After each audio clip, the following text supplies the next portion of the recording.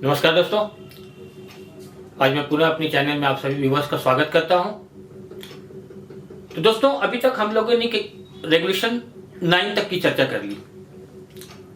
आज हम लोग पकड़ते हैं रेगुलेशन नंबर 10 और आज जो हम आप लोग को दे रहे हैं ना, वो सीधा क्वेश्चन बेस दे रहा हूं। तो चलिए टाइम वेस्ट नहीं करते हुए क्वेश्चन नंबर 1 क्या है। रेगुलेशन 10 से पहला नंबर क्वेश्चन क्या बनेगा दोस्तों कि बोर्ड ऑफ माइनिंग एग्जामिनेशन क्या कहलाता है। बोर्ड ऑफ माइनिंग एग्जामिनेशन क्या कहलाता है? तो भैया बोर्ड कहलाता है। ठीक है। अब दूसरा चीज क्या आता है इसमें कि बोर्ड का अध्यक्ष कौन होगा। माइनिंग एग्जामिनेशन बोर्ड जो है, इस बोर्ड का अध्यक्ष कौन होगा? तो चेयरमैन होगा या कौन होगा? सीआई होगा। दोनों में से कोई एक हो सकता है। सीआई ही उसमें चेयरमैन होता है और चेयरमैन अगर ऑप्शन है तो चेयरमैन, अगर सीआई ऑप्शन है तो सीआई। ठीक है दोस्तों। अब तीसरा नंबर क्वेश्चन इस रेगुलेशन से क्या निकल के आता है कि बोर्ड में कुल कितने मेंबर्स होते हैं।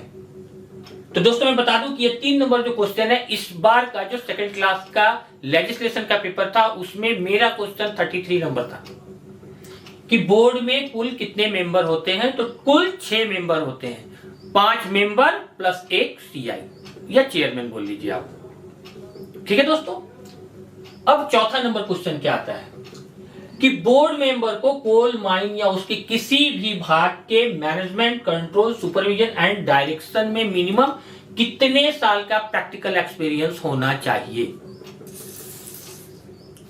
क्वेश्चन क्या बोला दोस्तों कि बोर्ड मेंबर को, यानी जो माइनिंग एग्जामिनेशन बोर्ड में जो मेंबर है उसको कोल माइंस के किसी भी भाग के management, control, supervision and direction में मिनिमम कितने साल का प्रैक्टिकल एक्सपीरियंस होना चाहिए। तो इसका आंसर है दोस्तों सिर्फ 2 साल, 2 ईयर। ठीक है। अब इसमें 5वां नंबर क्वेश्चन क्या आता है कि बोर्ड अपॉइंट जो है बोर्ड मेंबर, उसका अपॉइंटमेंट किसके द्वारा किया जाता है। यानी बोर्ड मेंबर की नियुक्ति कहां से होती है? तो भैया सेंट्रल गवर्नमेंट से इसकी नियुक्ति होती है। ठीक है। छठा नंबर पॉइंट इसमें आता है। छठा क्वेश्चन क्या आता है कि बोर्ड मेंबर की अपॉइंटमेंट मिनिमम कितने समय तक के लिए होता है।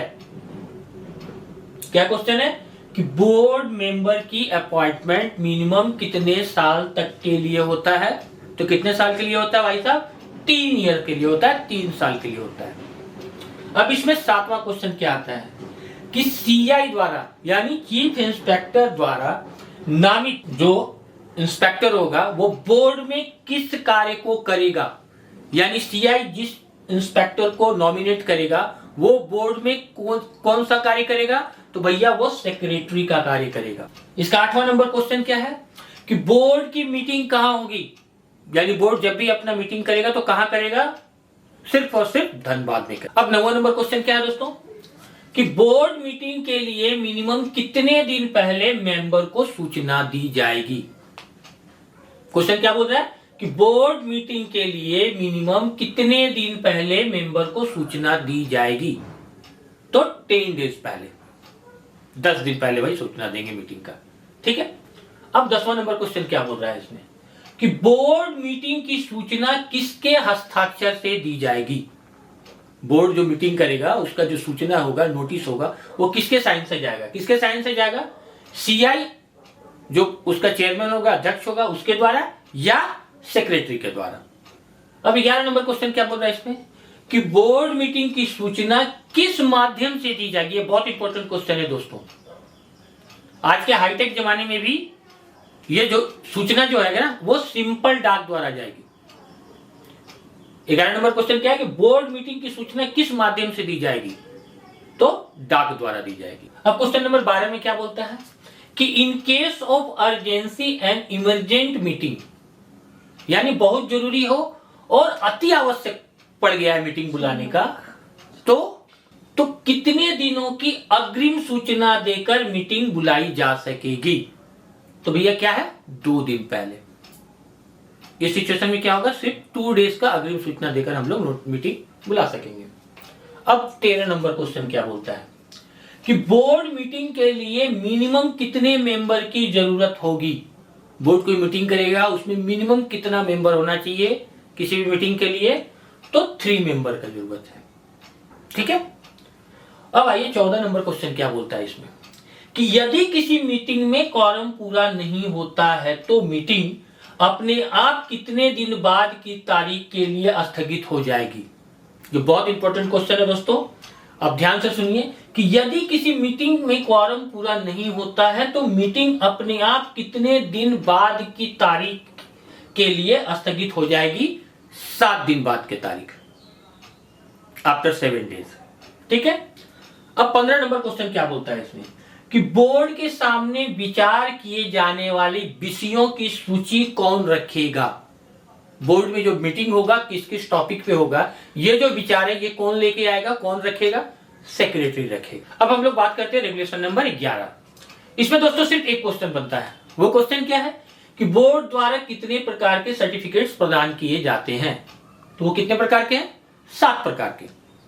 अब अगर हम 7 प्रकार की बात करें तो उसमें क्या है, first class certificate, manager certificate, दूसरा सेकंड क्लास मैनेजर सर्टिफिकेट, तीसरा है सर्वे सर्टिफिकेट, चौथा ओवरमैन सर्टिफिकेट, पांचवा है माइनिंग सरदार सर्टिफिकेट, छठा है आपका गैस टेस्टिंग सर्टिफिकेट और सातवां है वाइंडिंग इंजन मैन का सर्टिफिकेट। ठीक है, अब इसमें क्या है कि 2 सर्टिफिकेट ऐसा है जो आपको सिर्फ और सिर्फ अंडरग्राउंड के लिए ही परमिटेड है। वो कौन सा है, एक गैस टेस्टिंग सर्टिफिकेट और एक वाइंडिंग इंजन मैन का सर्टिफिकेट।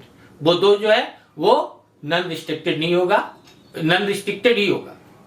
ठीक है, दूसरा क्वेश्चन क्या बोलता है इसमें, कि बोर्ड द्वारा जारी कौन कौन से 2 सर्टिफिकेट रिस्ट्रिक्टेड नहीं हो सकते हैं। कौन कौन सा रिस्ट्रिक्टेड नहीं हो सकते हैं, एक वाइंडिंग इंजन मैन और दूसरा गैस टेस्टिंग। ये 2 जो सर्टिफिकेट है वो आपका रिस्ट्रिक्टेड नहीं हो सकता। रिस्ट्रिक्टेड मतलब क्या, कि सिर्फ और सिर्फ ओसीपी में काम करने के लिए नहीं, आपको अंडरग्राउंड और ओपन कास्ट दोनों के लिए चाहिए। ठीक है, अब हम लोग बात करते हैं रेगुलेशन नंबर 13। रेगुलेशन नंबर 13 में क्या है, सबमिशन ऑफ एप्लीकेशन। ठीक है, अब इसका पहला क्वेश्चन क्या है कि बोर्ड के किसी भी एग्जाम के लिए एग्जामिनेशन के डेट से मिनिमम कितने दिन पूर्व फॉर्म भरा जाएगा। क्वेश्चन क्या बोल रहा है दोस्तों, कि बोर्ड के किसी भी एग्जाम के लिए एग्जामिनेशन की डेट से मिनिमम कितने दिन पूर्व फॉर्म भरा जाएगा। 60 दिन पहले, 60 डेज। इसका दूसरा क्वेश्चन क्या है कि एप्लीकेशन रिसीव करने के बोर्ड के लास्ट डेट से मिनिमम कितने दिन पहले एग्जाम डेट प्रकाशित की जाएगी। क्या बोल रहा क्वेश्चन, कि एप्लीकेशन रिसीव करने की बोर्ड के लास्ट डेट से मिनिमम कितने दिन पहले एग्जाम डेट प्रकाशित की जाएगी, तो 60 डेज। अब हम लोग बात करते हैं रेगुलेशन नंबर 14। इसका पहला क्वेश्चन क्या बोलता है कि बोर्ड के किसी भी एग्जाम के लिए मिनिमम एज क्या होगी। यानी माइनिंग एग्जामिनेशन बोर्ड में कोई भी कैंडिडेट अगर बैठ रहा है तो उसका मिनिमम एज क्या होगा, 20 ईयर्स। इसका दूसरा क्वेश्चन क्या बोल रहा है कि किसी भी व्यक्ति के लिए मैनेजर, ओवरमैन, सरदार, सर्वेयर की परीक्षा के लिए सेंट जॉन्स एम्बुलेंस एसोसिएशन द्वारा जारी कौन सा सर्टिफिकेट जरूरी है। क्या बोल रहा है कि किसी भी व्यक्ति के लिए मैनेजर, ओवरमैन, सरदार, सर्वेयर की परीक्षा के लिए Saint John's Ambulance Association India द्वारा जारी कौन सा सर्टिफिकेट जरूरी है। कौन सा सर्टिफिकेट जरूरी है, फर्स्ट एड सर्टिफिकेट जरूरी है। अब इसका तीसरा क्वेश्चन क्या बोलता है कि बोर्ड के एग्जाम के लिए मिनिमम कितने पूर्व तक का मेडिकल सर्टिफिकेट मान्य होगा। यानी एग्जाम में जो हम अपना मेडिकल सर्टिफिकेट देंगे वो कितने समय के लिए मान्य होगा, 1 वर्ष। कितने समय के लिए, 1 वर्ष के लिए मान्य होगा। इसका चौथा नंबर क्वेश्चन क्या बोल रहा है कि मैनेजर, सर्वेयर, ओवरमैन और माइनिंग सरदार एग्जाम के लिए मिनिमम क्वालिफिकेशन क्या होगा, 10+2, इंटरमीडिएट या हायर सेकेंडरी। तीनों में से जो भी ऑप्शन होगा, मैं यहाँ पे 10+2 लिखा हूं। ठीक है, पांचवा नंबर क्वेश्चन क्या बोल रहा है कि किसी भी व्यक्ति के लिए ओपन कास्ट माइंस के लिए रिस्ट्रिक्टेड मैनेजर और ओवरमैन की परीक्षा के प्रवेश के लिए मिनिमम कौन सा सर्टिफिकेट प्राप्त होना आवश्यक है। यानी कोई भी आदमी ओपन कास्ट के रिस्ट्रिक्टेड सर्टिफिकेट के लिए अगर मैनेजर और ओवरमैन की परीक्षा में प्रवेश के लिए अपना आवेदन दे रहा है तो उसका मिनिमम क्वालिफिकेशन क्या होगा, सरदार सर्टिफिकेट प्राप्त होना चाहिए वो कैंडिडेट, उस कैंडिडेट के पास माइनिंग सरदार सर्टिफिकेट होना चाहिए। अब हम लोग बात करते हैं रेगुलेशन नंबर 15। अब इसमें क्या बोलता है, practical experience of candidate for the manager certificate exam, यानी कि मैनेजर सर्टिफिकेट का एग्जाम के लिए जो भी आदमी कैंडिडेट बैठ रहा है उसका प्रैक्टिकल एक्सपीरियंस क्या होना चाहिए। तो इसमें पहला क्वेश्चन क्या बनेगा, मैं इसको टॉपिक वाइज एनालिसिस किया हूं। देखिए सबसे पहले मैंने लिखा है फील्ड वालों के लिए क्या है भाई, ये फील्ड वाला जो वर्ड है ना, ये क्या है, ये ना तो डिप्लोमा कैंडिडेट है ना डिग्री कैंडिडेट है, ये क्या है, सिंपल अपना 3 साल का भाई एक्सपीरियंस लेके मैनेजिंग सरदार ओवरमैन पास करके, और वो क्या कर रहा है कि भाई मैनेजर के एग्जाम में बैठ रहा है। तो ऐसे कैंडिडेट के लिए क्या होगा, मैंने लिखा फील्ड वालों के लिए, ये वही कैंडिडेट है जो सिर्फ एक्सपीरियंस के दम पे अपना मैनेजर के एग्जाम के लिए अपियरिंग कर रहे हैं। उसमें केस में क्या होगा कि फर्स्ट क्लास के लिए क्या होगा, 6 साल का एक्सपीरियंस चाहिए उसको, सेकंड क्लास के लिए 5 साल का एक्सपीरियंस चाहिए। अगर कैंडिडेट डिप्लोमा होल्डर है तब क्या होगा, अगर डिप्लोमा होल्डर है तो उसमें क्या होगा, फर्स्ट क्लास के लिए 5 साल और सेकंड क्लास के लिए 4 साल। अब इसमें तीसरा चीज क्या आता है कि अगर डिग्री कैंडिडेट है तो जो डायरेक्ट एमटी डिग्री कैंडिडेट जो आते हैं हम लोग के पास, उसका क्या है, वो सिर्फ फर्स्ट क्लास के एग्जाम में बैठते हैं और उनका जो एक्सपीरियंस 2 साल का होगा। ठीक है। अब चौथा क्वेश्चन क्या है कि प्रैक्टिकल एक्सपीरियंस की कब से मान्य होगी, यानी जो हम प्रैक्टिकल एक्सपीरियंस जो कंपनी को एग्जाम में देंगे उसका जो कैलकुलेशन वो कब से शुरू करता है, कब से मान्य मानता है वो। तो भैया जब मेरा एजुकेशन खत्म हो जाता है, यानी कि जब मेरा डिप्लोमा कंप्लीट हो गया, हम पीडीपीटी किए, वो 1 साल का काउंट होगा। जब हमने क्या किया भाई, ओवरमैन बन गए और ओवरमैन के चार्ज लिए, और वहां से जब हम 5 साल बिताएंगे तब हम सेकंड क्लास मैनेजर एग्जाम के लिए तैयार है, 6 साल बिताएंगे फर्स्ट साल के लिए तैयार है। यानी कहने का मतलब है कि जो मेरा एजुकेशन क्वालिफिकेशन है, जो मेरा पोस्ट है, वहां पर आने के बाद का जो समय है वही काउंट किया जाएगा। अब हम लोग बात करते हैं रेगुलेशन नंबर 16।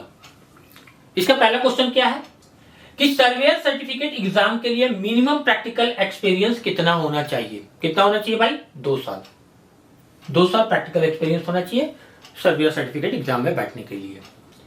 लेकिन अगर इसमें दूसरा क्वेश्चन क्या बोलता है कि अगर कैंडिडेट डिप्लोमा होल्डर है, डिप्लोमा कैंडिडेट के लिए प्रैक्टिकल एक्सपीरियंस कितना होना चाहिए, ओनली 6 मंथ। अगर सर्वेयर के एग्जाम में कोई डिप्लोमा कैंडिडेट बैठता है तो उसका प्रैक्टिकल एक्सपीरियंस कितना होना चाहिए, ओनली 6 मंथ। अब हम लोग बात करते हैं रेगुलेशन 17।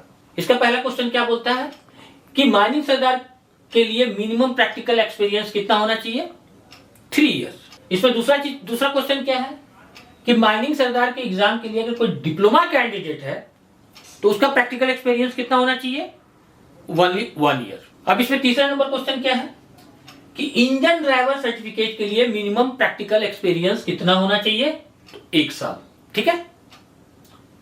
इसका चौथा एक क्वेश्चन आता है कि एक सर्टिफिकेट के एग्जाम में मिनिमम कितने बार बैठ सकते हैं। यह क्वेश्चन इस बार भी आपका सेकंड क्लास के एग्जाम में आया था कि एक सर्टिफिकेट के लिए एग्जाम में आप कितना अटेम्प्ट कर सकते हैं, तो केवल 7 अटेम्प्ट कर सकते हैं। यानी माइनिंग सरदार के एग्जाम में आप बैठ रहे हैं तो केवल 7 बार बैठ सकते हैं, ओवरमैन में बैठ सकते हैं, मैनेजर में बैठ सकते हैं, केवल एक एग्जाम के लिए 7 अटेम्प्ट 7 बार में ही आपको क्लियर करना है। ठीक है दोस्तों। अब एक इंपॉर्टेंट क्वेश्चन मैं आपको बताता हूं। यह क्वेश्चन क्या है, रेगुलेशन 21 क्या है, एक्सचेंज सर्टिफिकेट। इसके तहत मैनेजर सर्टिफिकेट के लिए कैंडिडेट को मिनिमम कितना प्रैक्टिकल ट्रेनिंग इंडियन माइंस का होना चाहिए। यह बहुत इंपॉर्टेंट क्वेश्चन है दोस्तों। रेगुलेशन 21 में, रेगुलेशन 21 क्या बोलता है, एक्सचेंज सर्टिफिकेट। इसके तहत मैनेजर सर्टिफिकेट के लिए कैंडिडेट को मिनिमम कितना प्रैक्टिकल ट्रेनिंग इंडियन माइंस का होना चाहिए, ओनली 6 मंथ। ठीक है दोस्तों, आज के वीडियो में हम लोग यहीं पर रुकते हैं। और दोस्तों मैं आप लोगों से निवेदन करता हूं कि ये जो नया जो क्वेश्चन वाइज मैं एनालिसिस आपके सामने प्रस्तुत किया हूं, ये आप लोग को कैसा लग रहा है, प्लीज मुझे कमेंट में बताइए। और अगर ये चैनल पसंद आ रहा है तो सब्सक्राइब कीजिए, शेयर कीजिए दोस्तों, जिससे मेरा हिम्मत बढ़े। धन्यवाद दोस्तों।